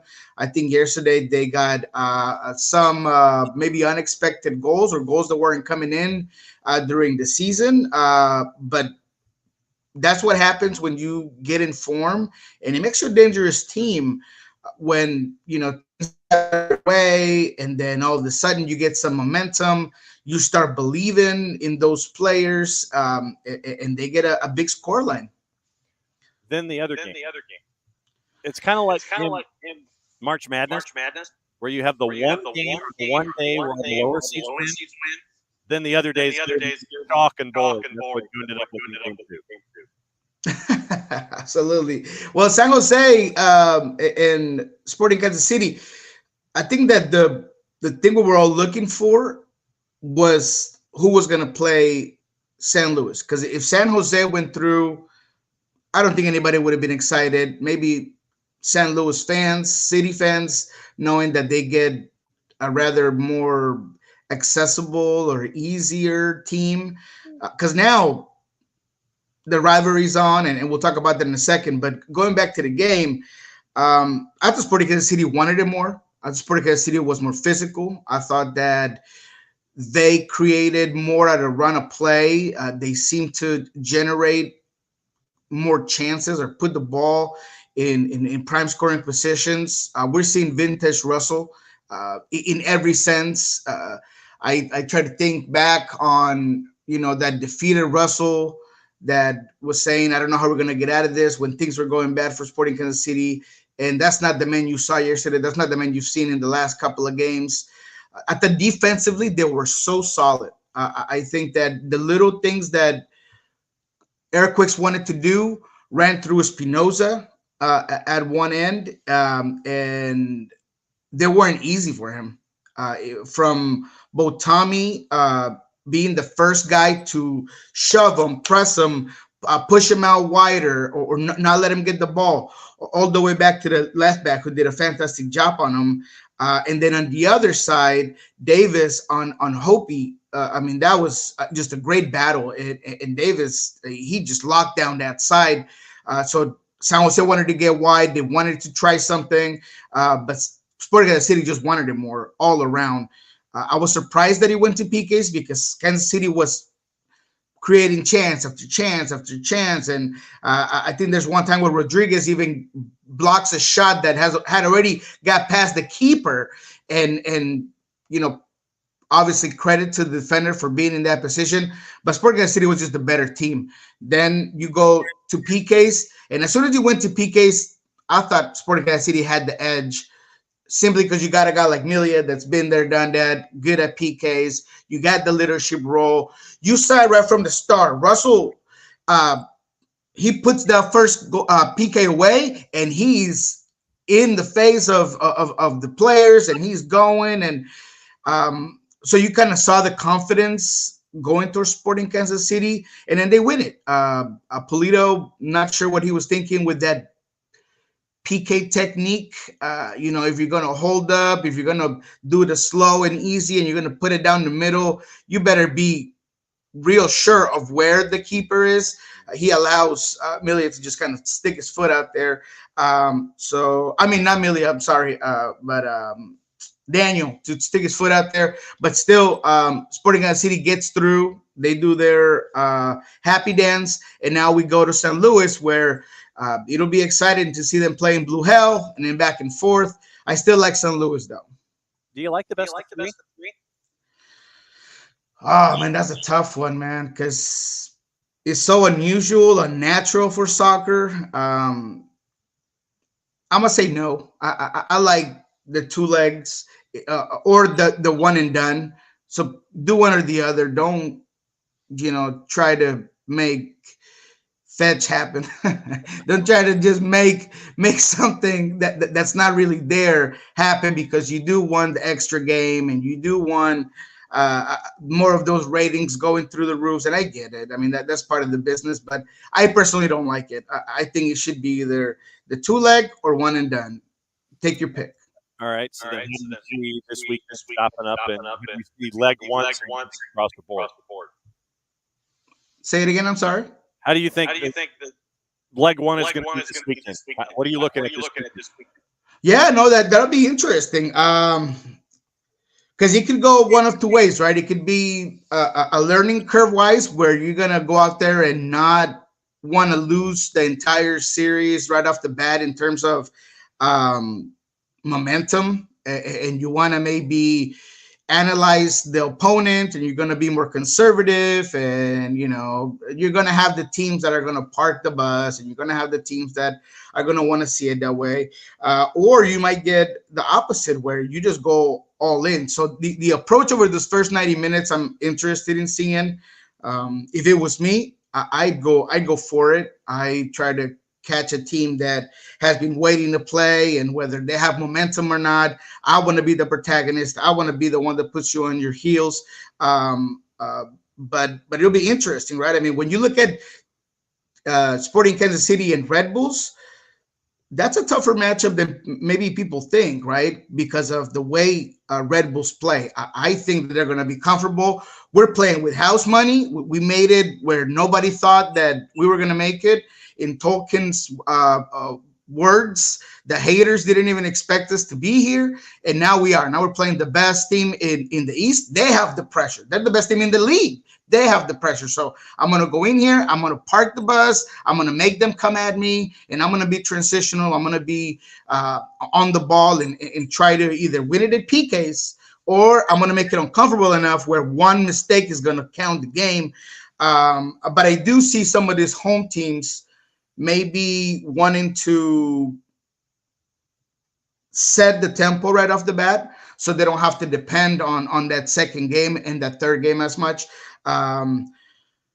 The Philadelphia Revolution game is interesting for me as well. I think in that first game you will see where he lays out, because New England, as inconsistent as they've been, they kind of put a couple of real nice performances here at the end. So can they hold on to that? Can they push the momentum? I don't see it. I think Philadelphia will do the trick, will do the job. But again, Philadelphia in the playoffs has let me down many a times, whether it's juice boxes or just with you here on on your show. So there's some interesting matchups. What's the most interesting one for you? The most interesting one. There's a couple, man. So I think the Columbus Crew Atlanta is a real good one, and I think you guys have the best matchups. They just put that out there, right? I mean, you bring me in, bring the West Coast perspective, but the good games are on your side, man. I mean, that's where the good games are at. I mean, if you really think about it, and we'll go into the West a little bit, but this Columbus Atlanta is a good one, right? What happens and how does Gonzalo Pineda plan for not having Almada, who, I don't know, lost his marbles and does a David Beckham type of thing? I'm kidding. And just kicks this guy as he walks away and all this, gets the red card. So puts him in a little bit of a disadvantage. But it's going to be an attacking-minded 3-game stretch, right? I mean, Columbus only plays one way. I think Atlanta has found their rhythm, and with Sava and Silva, I mean, they've really, I think, put together a cohesive unit that it's quick, that is dangerous, that can be explosive, that can win games. But Atlanta has had letdowns on defense, but so has Columbus, right? So I'm really interested in how that plays out. I want to see Kucha's form. I want to see Almada once he gets on this, game and on this 3-game stretch, how he's going to play out. So I think that's the most interesting one for me. That's the one I don't want to miss. I think Nashville, Columbus, strategically will be interesting. Gary Smith and this Nashville team have not been good in the final stretch. They've looked out of sorts. They can't really generate. They've had some injuries. What happens with Leal? What happens with Shuttleworth? Can Mukhtar hold the load as he always does? And on the other end, Orlando, record year on points. They look good. A huge and very robust roster that gives Oscar Pareja the ability to do what he wants and plan out each one of these games differently if he pleases. So that's an interesting one for me. And if we go to the West, I like Houston RSL. Yes, RSL has some injury stuff. We don't know if Chicho's going to be there. Can they really put it together? But I think Houston's my dark horse from the West, and I don't want to miss any of those games because I do believe that if Houston plays as good as they've been playing in the second half of the season, watch out for Houston. You had an interesting thing the other day. Dude dropped a bomb on you. Has to do with that. What did you say, my bad? Mute your speaker. Feedback. Oh, here we go. You had an interesting conversation with a dude that's that mug out of. What was that like? Man, yeah, I think that's been the story of the week, if not. I'm not going to say the year, but it's been a very explosive story here in the Northwest. I was privileged to have Niko open up during a conversation in which we started and triggered by the end of Hispanic Heritage Month, right? And that's what we were going for. And throughout the conversation, I asked about his contracts situation. Was he going to come back? Was he not? And he just opens up. And I thought it was really refreshing how transparent he was and how candid. He wanted to reach out to the fans. I mean, there was a point where he's saying things to me as if he was talking directly towards the fans, right? But all in all, the conclusion of that was that he wasn't coming back in 2024. that the reason why he was leaving wasn't because of the money or the contract or demanding a role, minutes, nothing like that. It was simply about the approach that was taken toward his contract negotiations. Now that we've had not just that initial talk with him, but uh, the team made him available as well as Craig, due to the article that we had. They really wanted to get, I think, another perspective out there and clarify a lot of things, or allow player and GM to clarify a couple of things. But the story never changed. It was all about Niko saying, look, I reached out to the team first. I just wanted to know. He literally says, quote unquote, I didn't want an immediate solution. I didn't want an immediate response.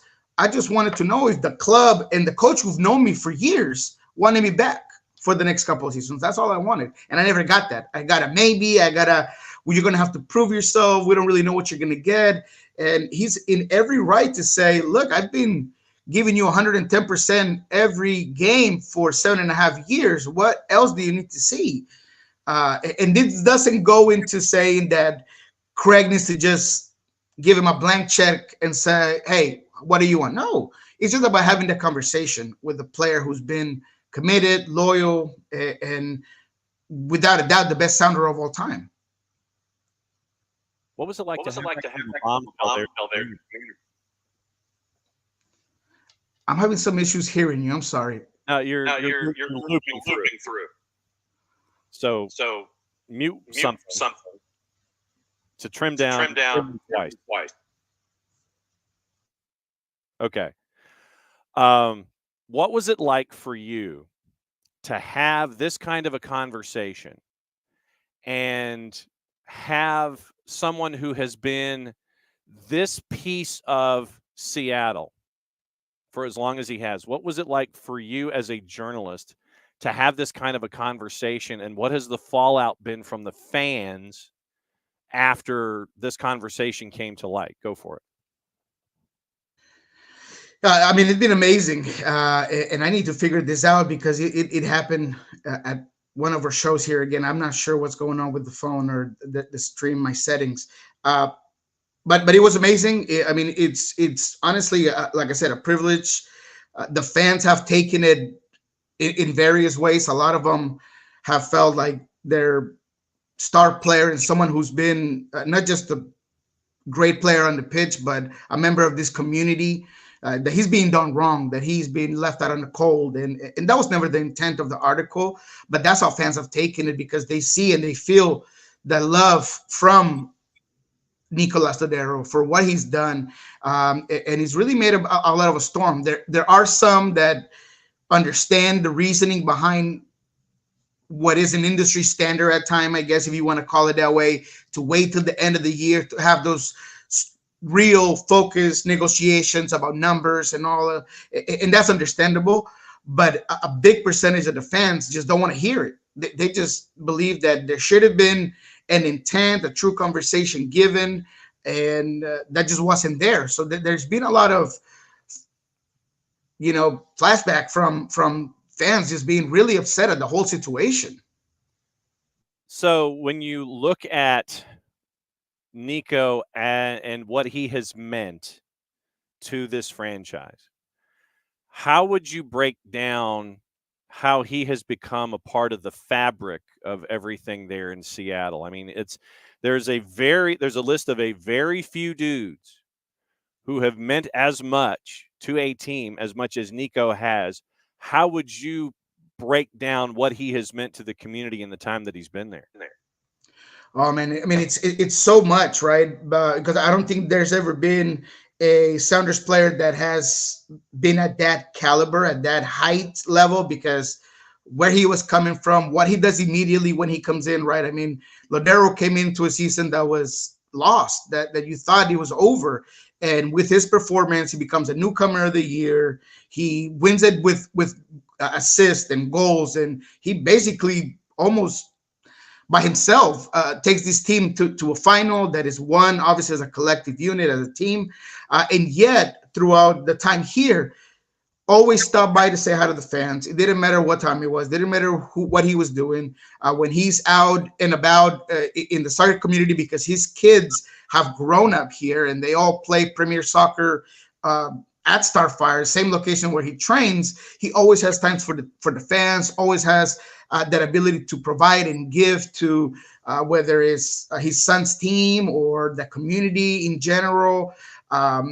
That leadership role has really come through in every sense, not just in the community, but also with the team, with the youngsters, those academy kids that would come up to me and tell me, hey, man, I can't believe Niko just sat there and talked to me about the way I strike the ball. And, guys like Josh Atencio, guys like Leyva, who had a very close relationship with Nicolas Odero, guys like Obed Vargas that are coming up. All of these people and all these guys coming through the system were touched, were influenced by Nicolas Odero's words, play, effort, absolutely everything. So quite honestly, beyond the recognition of bringing this team a trophy every year since he was here, except for one year, Seattle's always won a trophy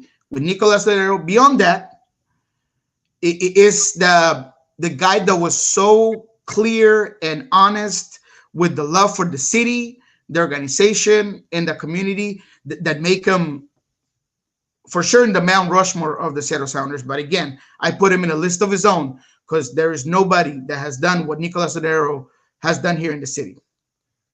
How much of a distraction is this going to be, or is this a group of professionals with this series coming up against FC Dallas, where it's just like, yeah, it's out there and it's out there in the environment, we're not going to worry about it? Is this a distraction, or is it just going to be pretty much business as usual for Seattle as they take on FCD?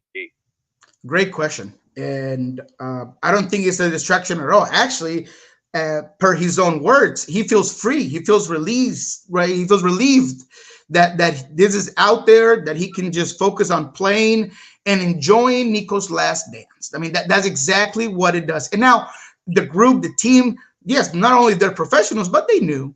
I mean, Niko wears his feelings on his sleeves. He knows, and everyone around him knew where things were heading. Perhaps there was some sort of possibility, and players thought that maybe things would get resolved. But at the end of the day, Niko was very open, and I think that this is not a distraction. I think this actually helps the team because it also takes a little bit of weight from Brian Smetzer's shoulders that has not been very comfortable discussing anything surrounding Nicolas Odero. Quite honestly, and as part of the article that we had for Sounder at Heart, I hope you guys check it out, he kind of missed the mark on really highlighting what Niko has done and the importance of what his departure could be, and putting him in a list of his own, and I don't know if trying to generalize it by telling me, hey, well, I've had guys like Clint and Roman and Zach Scott, like that's not necessarily what I was looking for. I was looking for him to highlight Nicolas Odero, and he never quite did that.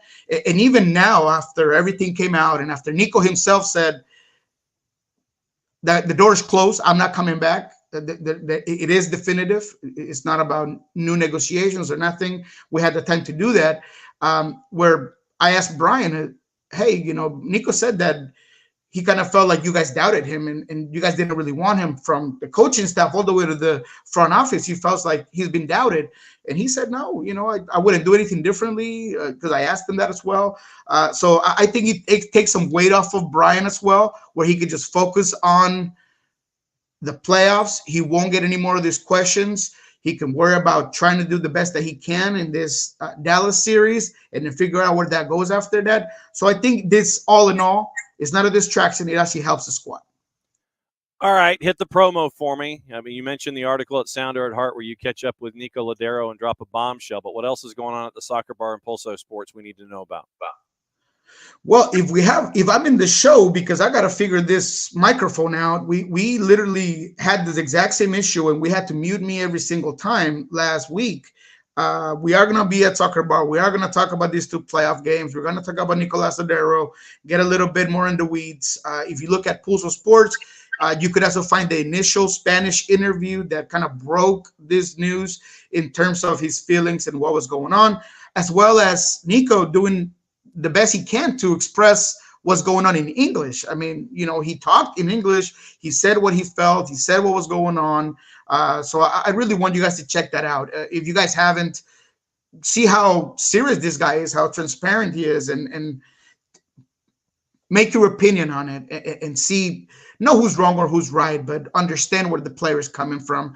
And then we also have Brian Smetzer and Craig Weibel talking at Pulso Sports. So check that out. My friend, as always, it's great to catch up with you on Thursdays to get the Pacific perspective, not just on what's going on the West Coast, but the East Coast as well. And I couldn't let you go without talking about the big bombshell that you got this week, because it means a lot to everybody there in the Pacific Northwest. Thanks for hanging out with us, and we'll catch up with you next week, my friend, where the playoffs will be advancing that much slower, but we're still going to get advancing. Thanks for hanging out. Thank you, my friend, and I will get this figured out. I hope that the audio wasn't terrible, at least from my end, but I know I'm making your job harder, that's for sure. So thank you again, and enjoy the rest of the day. Be good, my friend. We'll see you soon. And there goes Niko. He's going to work on that second cup of coffee. He's got the rave green mug. But yeah, Abby, it just ended up being mute, unmute, mute, unmute. There was a loop in Niko's transmission, and so we just have to figure that out. But no, it was I wanted to talk to him a lot about the Niko Ladero situation. When you have someone that means as much to Seattle as Niko Ladero does, and then have our Niko Moreno absolutely just get this massive piece of news that they got up there in Seattle right before the postseason, and now they're going up against FCD in a best of 3. I know that we're all talking about those kinds of things too, but it's interesting piece of news that they got in Seattle, and I'm glad we got to catch up with Niko about it and rock and roll from there. Since we went through gossip, rumor, and innuendo, what can you watch today? We will let you know what you can watch today, and it's commonly referred to as soccer on TV. ACC Network has women's doubleheader 6 and 8. SEC Network has the same thing, 6:30 and 8:30. TBS has the first international women's friendly with USA and Colombia. This one is from Rio Tinto. It's at 9 o'clock. Fox Deportes has the league that we're really not going to cover or talk about, with a game at 2 o'clock. Tuda NA has Europa League doubleheader starting at 12:45. Olympiacos, West Ham, Liverpool and Toulouse at 3. Unimas has the simulcast of that 3 o'clock match. Universo is simulcasting the international women's friendly with the USA and Colombia. ACC Extra, 5 other matches on the women's side starting at 6, 4 at 7. ESPN Plus on the men's side, 3, 6, 8 matches on the men's side starting at 4 and ending with Seattle and Utah Tech at 9. On the women's side, there's like 11 billion. Let me see if I can count them off real quick. App State and Georgia State, by the way, is at 6 o'clock. You can catch that one on the Plus, and there might be a familiar voice attached to it. 3, 6, 9, 12, 15, 18, 22 on the women's side, starting at 3, ending at 10 o'clock with 4 matches, including Hawaii and Long Beach State. Flow FC has half a dozen matches on the college women's side. Fox Soccer Plus has the matchup we're not talking about in the league we don't talk about.